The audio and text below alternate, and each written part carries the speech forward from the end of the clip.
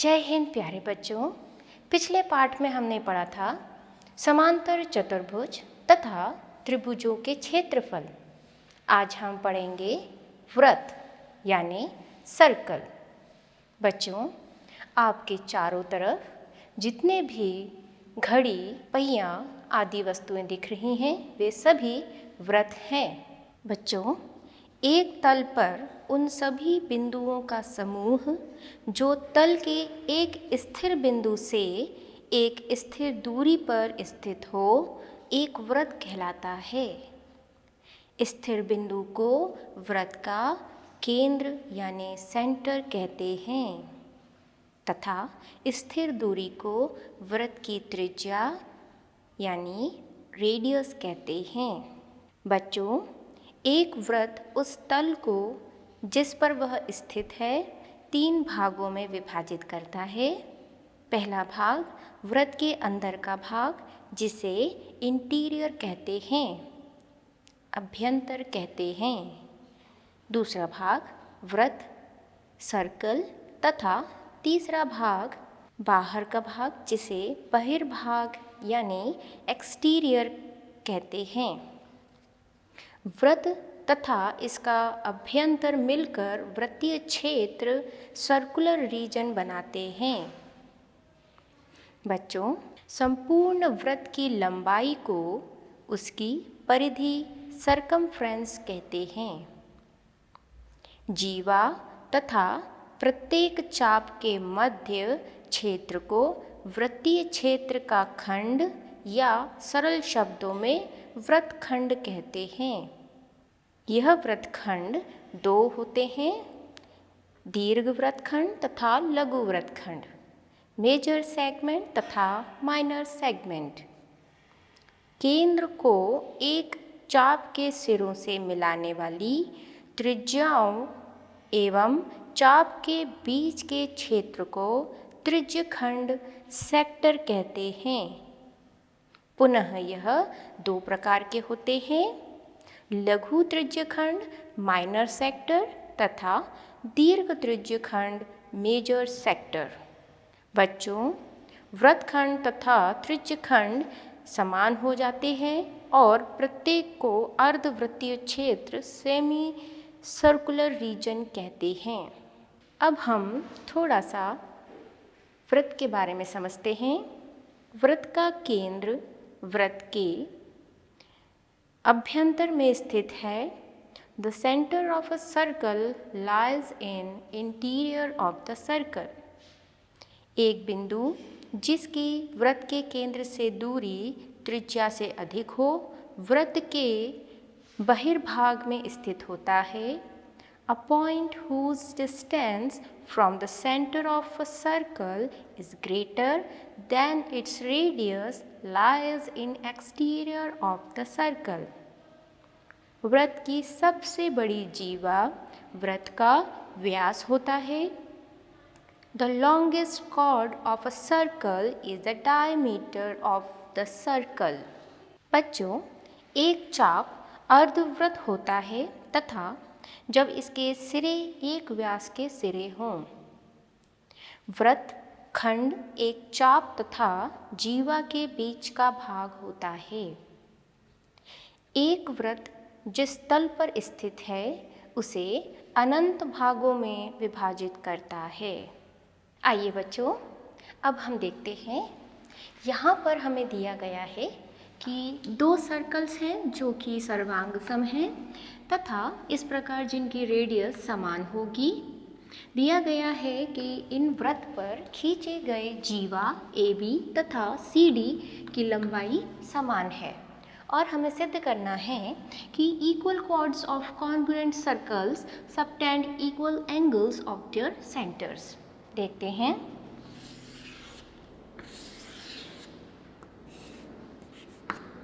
AB is equal to CD, center O dash, radius, this one is also radius, this one is radius, this one is radius. So this one is R dash, this one is R dash, this one is R and this one is R.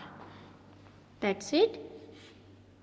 OA is R, that is equal to OB, and O dash C is R dash, O dash D is also R dash। बच्चों यहाँ पर हमें दो त्रिभुज दिए गए हैं AOB तथा CO'D। हमें सिद्ध करना है कि यह एंगल इक्वल है। In triangle AOB and triangle CO'D, OA is equal to O dash C, R is equal to R dash, क्योंकि पहले ही दिया गया है कि यह दोनों वृत्त सर्वांग सम हैं, अतः उनकी त्रिज्याएं समान होंगी। OB is equal to O dash D, R is equal to R dash, पुनः AB is equal to CD, यह हमें दिया गया है, इक्वल कॉर्ड्स हैं। इस प्रकार कह सकते हैं कि यह दोनों त्रिभुज सर्वांग सम है। यहाँ पर आपका SSS कॉन्ग्रुएंसी रूल लग रहा है। By congruency rule of SSS, we can say that both triangles are congruent. AOB is congruent to CO'D। By CPCT, we can say that कि इसके सभी संगत कोण भी समान होंगे। Angle AOB is equal to angle CO'D। इस प्रकार यह सिद्ध हो रहा है। आइए बच्चों अगला प्रश्न देखते हैं। यहाँ पर हमें दिया गया है कि दो वृत्त हैं जो कि सर्वांग सम हैं तथा साथ ही दिया गया है कि उनके अंतःकोण आंतरिक कोण का मान समान है। क्योंकि यह कॉन्ग्रुएंट सर्कल्स हैं अतः इनकी त्रिज्या समान होगी और हमें यह सिद्ध करना है कि जीवा का मान समान है। बच्चों पुनः हम यह देख रहे हैं, इसमें OA का मान O'C के बराबर है, R equal to R dash, तथा OB का मान O'D के बराबर है, R equal to R dash, तथा एंगल AOB का मान एंगल CO'D के बराबर है जो कि हमें दिया गया है। यहाँ पर हम SAS सर्वांग समता का नियम लगाएंगे जिसके आधार पर हम कह सकते हैं कि यह दोनों त्रिभुज सर्वांग सम हैं।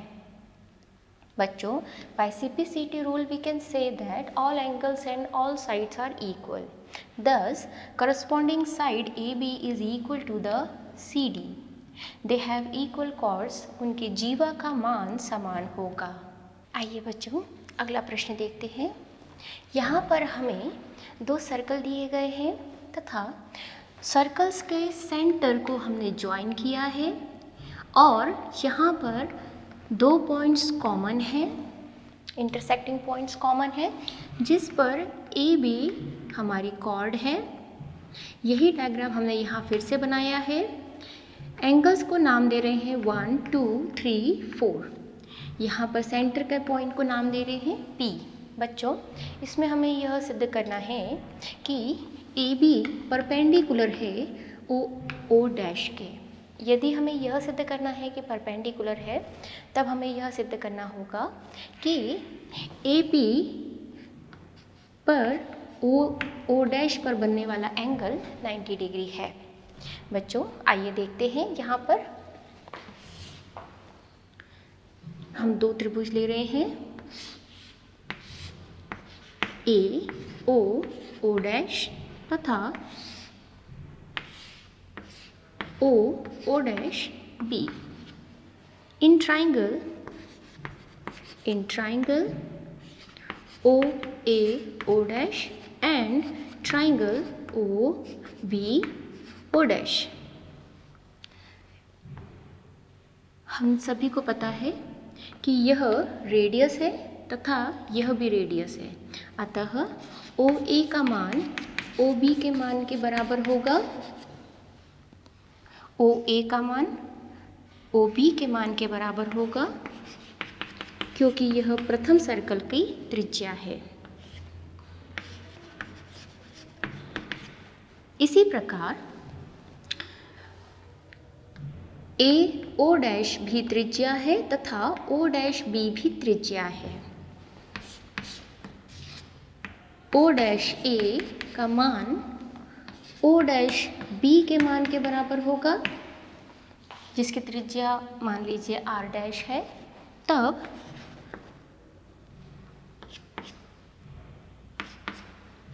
O'A का मान O'B के मान के बराबर है, जो कि अगेन सेकेंड सर्कल की रेडियस है।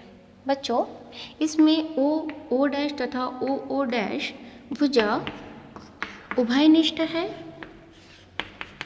कॉमन है। अतः हम यहाँ कह सकते हैं bye triple S congruency rule we can say that triangle OAO' is congruent to triangle BO'B। बच्चों, यदि यह त्रिभुज कॉन्ग्रुएंट है तब इनके संगत कोण भी समान होंगे। संगत कोणों का अर्थ है यह एंगल 1 है तथा यह एंगल 2 है, यह भी बराबर होंगे। Angle 1 is equal to angle 2 by CPCT rule.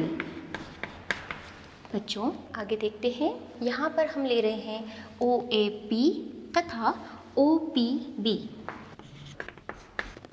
Angle 1 angle 2 equal है, जो कि अभी हमने प्रूव किया है, तथा OP उभयनिष्ठ है, कॉमन साइड है, तथा OA वृत्त की त्रिज्या है व OB भी वृत्त की त्रिज्या है। इस प्रकार यहाँ पर SAS कॉन्ग्रुएंसी लग रही है, जिसके बेस पर हम कह सकते हैं triangle OAP is congruent to triangle OPB। बच्चों, यहाँ पर by CPCT rule we can say that angle 3 is equal to angle 4 by CPCT rule। यहाँ पर एंगल 3 तथा एंगल 4 का मान इक्वल आ रहा है, तथा यहाँ पर एंगल 3 तथा एंगल 4 180 डिग्री के बराबर है, क्योंकि यह लीनियर पेयर है, रेखिक युग्म है। बच्चों, चूँकि इन दोनों का मान समान है, अतः x plus x 2x x equal to 180 by 2, x equal to 90 degree, जो कि एंगल 3 तथा एंगल 4 का मान है। हमने यहाँ आपसे पहले कहा था कि हमें सिद्ध करना है कि AB is perpendicular to OO'। अब यहाँ पर हमें ये सिद्ध हो रहा है कि एंगल 3 तथा एंगल 4 90 डिग्री है। इसका अर्थ है कि लीनियर पेयर ये एंगल भी 90 डिग्री होगा। बच्चों, AB is perpendicular to OO', या फिर हम यह भी कह सकते हैं AB is perpendicular to OO'। आइए बच्चों, अगला प्रश्न देखते हैं। यहाँ पर हमें 2 सर्कल दिए गए हैं। बड़े सर्कल की त्रिज्या 5 सेंटीमीटर तथा छोटे सर्कल की त्रिज्या 3 सेंटीमीटर दी गई है। दोनों सर्कल्स के सेंटर को ज्वाइन करेंगे। OO' का मान दिया गया है 4 सेंटीमीटर। बच्चों, AB यहाँ पर जीवा है, कॉर्ड है, जिसकी लेंथ हमें फाइंड आउट करनी है। मध्य बिंदु को हमने P दिया है, तब मान लेते हैं O'P का मान x सेंटीमीटर है तथा PO का मान 4 - x होगा। यहाँ पर AB का मान AP प्लस PB होगा तथा AP और PB इक्वल है, क्योंकि सेंटर से पास ऑन होने वाला जो लाइन है वो हमारे जीवा को हाफ में बाइसेक्ट कर रहा है। आइए बच्चों आगे देखते हैं। यहाँ पर दो त्रिभुज हैं जिन पर 90 डिग्री का एंगल बन रहा है। त्रिभुज APO डैश तथा त्रिभुज APO। दोनों में पाइथागोरस थ्योरम लगाएंगे। पाइथागोरस थ्योरम अनुसार OP square plus AP square is equal to OA square. इसी प्रकार इसमें PO डैश का square plus AP square is equal to AO dash square. मान रख दीजिए। यहाँ पर हमें AP का मान ज्ञात करना है। AP square is equal to OA square minus OP square. इसी तरीके से यहाँ पर AP square equal to AO dash का स्क्वायर माइनस PO डैश का स्क्वायर। मान रख दीजिए। AP square equal to OA का मान है 5 सेंटीमीटर। OP का मान हमने यहाँ पर लिया है 4 माइनस x का square. As it is AP square is equal to AO का मान है 3 सेंटीमीटर। PO डैश का मान है x। इसे हल करेंगे। 25 minus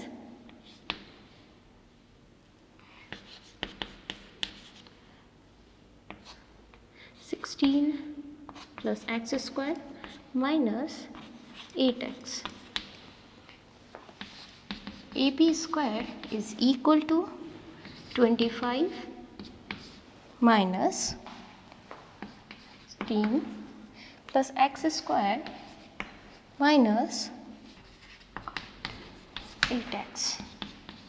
25 minus 16 minus x square plus 8x। 25 minus 16 9 minus x square plus 8x। इसे फर्स्ट इक्वेशन दे दीजिए।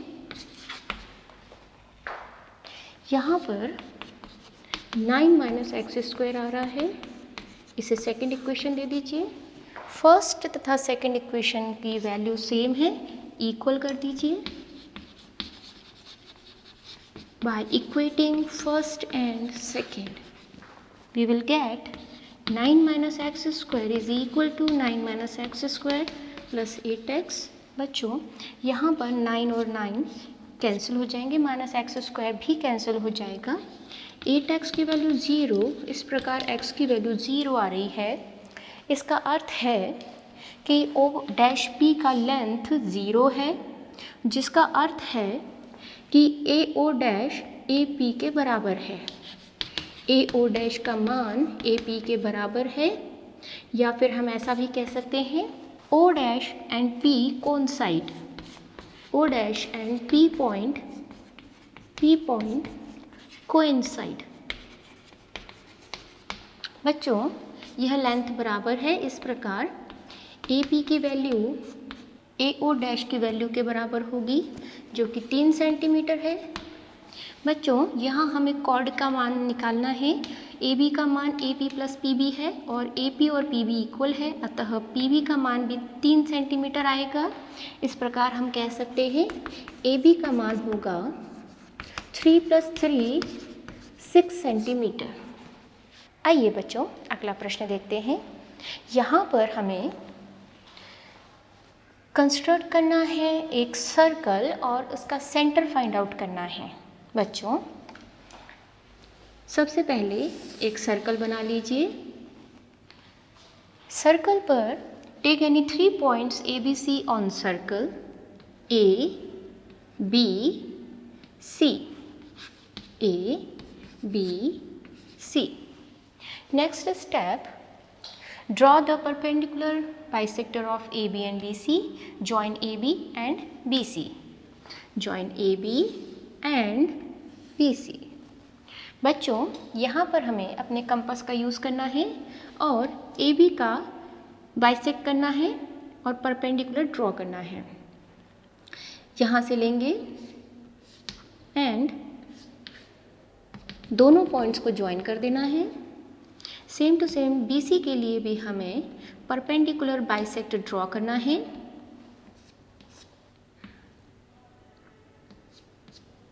और मिड पॉइंट्स को हमें ज्वाइन कर देना है। बच्चों, इन लाइंस को आगे आपको एक्सटेंड करना है और उनका जो इंटरसेक्टिंग पॉइंट है उस पॉइंट को आपको O पॉइंट देना है। Intersecting point of both is O which represent centre of circle. आइए बच्चों, अगला प्रश्न देखते हैं।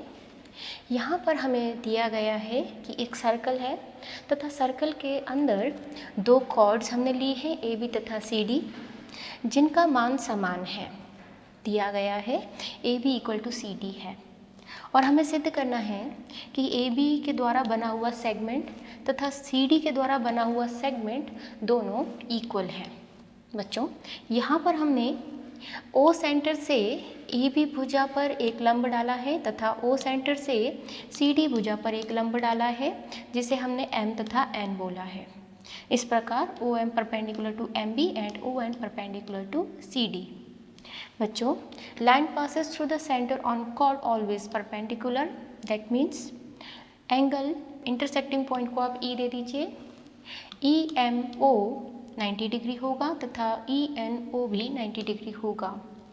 यहाँ पर दिया गया है AB = CD, ON = OM, equal chords are equidistant from the center। ये वैल्यू इक्वल होगी। यहाँ पर दो त्रिभुज ले रहे हैं हम OME तथा ONE। दोनों त्रिभुजों में OM का मान ON का मान समान है, क्योंकि वो इक्वल कॉर्ड्स हैं, इक्वल डिस्टेंस पर रहेंगे सेंटर से यदि पास ऑन हो रही है लाइन तो। और इसमें एंगल M तथा एंगल N दोनों 90 डिग्री है। साथ ही साथ इसमें एक कॉमन साइड है OE। इस प्रकार हम कह सकते हैं by right hand side congruency rule, यह दोनों ट्राइंगल्स कॉन्ग्रुएंट हैं। यदि ये कॉन्ग्रुएंट हैं तब हम कह सकते हैं by CPCT rule the length of ME and the length of NE that will be equal to, this length will be equal to। आगे देखते हैं। इससे पहले हमने देखा कि ME का मान NE के बराबर आ रहा था। यदि हम दोनों तरफ AM को जोड़ें तब हमें ज्ञात होगा ME + AM = NE + AM। बच्चों, यहाँ पर ME + AM का मान हो जाएगा AE तथा यहाँ पर AM के स्थान पर DN ले रहे हैं, क्योंकि AB = CD है। Half of AB = half of CD होगा यूक्लिड द्वारा, तथा half of AB is AM and half of CD is DN। So in the place of AM we can place out DN, NE as it is अपन ने रखा है DN + NE। DN + NE का मान होगा ED या फिर DE। इसे आप सेकंड इक्वेशन दे दीजिए और इसे आप फर्स्ट इक्वेशन दे दीजिए AB = CD। बच्चों, फर्स्ट में से सेकंड को माइनस कर दीजिए, सब्सट्रैक्ट कर दीजिए। AB में से E माइनस होगा तथा CD में से DE माइनस होगा। AB में से AE माइनस होने पर हमें EB मिलेगा, BE मिलेगा तथा CD में से DE माइनस होने पर हमें CE या फिर EC प्राप्त होगा। इसे थर्ड इक्वेशन दे दीजिए। सेकंड और थर्ड इक्वेशन के द्वारा हम कह सकते हैं कि AE का मान DE के बराबर है तथा CE का मान BE के बराबर है। इस प्रकार कह सकते हैं बोथ सेगमेंट्स आर इक्वल। आइए बच्चों, अगला प्रश्न देखते हैं। यहाँ पर हमें दो एनसेंट्रिक सर्कल्स दिए गए हैं जिनका सेंटर O कॉमन है तथा एक लाइन हमें दी गई है। यह लाइन दोनों सर्कल्स को इंटरसेक्ट कर रही है। जिन जिन बिंदुओं पर वह इंटरसेक्ट कर रही है उनको नाम दे दीजिए A, B, C, D। A तथा D बिंदु आउटर सर्कल के लिए है तथा B व C बिंदु इनर सर्कल के लिए है। बच्चों यहाँ पर हमें सिद्ध करना है कि AB का मान CD के बराबर है। इसके लिए हम कंस्ट्रक्शन करेंगे। O सेंटर से उस लाइन पर एक परपेंडिकुलर डाल रहे हैं। Draw OM perpendicular to L। यहाँ पर हमने लाइन को नाम दिया है L। बच्चों जब हम परपेंडिकुलर डालेंगे तब हम कह सकते हैं कि AM का मान MD के मान के बराबर है फॉर आउटर सर्कल, क्योंकि perpendicular from the centre to the chord bisect the chord, जीवा को आधे में विभाजित करता है। बच्चों यही कथन भीतरी सर्कल के लिए भी होगा। इनर सर्कल के लिए भी परपेंडिकुलर OM जीवा को BC जीवा को आधे आधे में डिवाइड कर रहा है, जिस प्रकार हम कह सकते हैं कि BM का मान CM के बराबर है। बच्चों इसे प्रथम इक्वेशन दे दीजिए, इसे द्वितीय इक्वेशन दे दीजिए तथा सेकंड से फर्स्ट को सब्सट्रैक्ट कर दीजिए। सब्सट्रैक्ट करने पर यहाँ पर आप देखिए AM माइनस BM आ रहा है, तो AM में से BM यदि जाएगा तो हमारे पास AB बचेगा यहाँ पर, तथा इसी प्रकार यहाँ पर DM माइनस CM लिखा है। DM में से CM यदि माइनस करेंगे तो हमें CD की लेंथ फाइंड आउट होगी। इस प्रकार हम कह सकते हैं that the length of AB and CD is equal in this question. आज हमने पढ़ा वृत्त, त्रिज्या तथा सेगमेंट। आइए बच्चों गृह कार्य के लिए प्रश्न नोट डाउन करिए।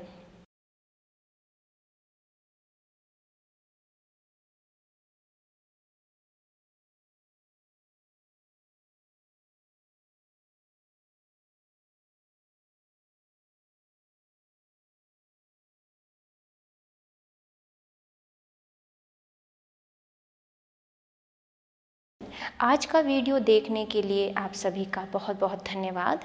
जय हिंद प्यारे बच्चों।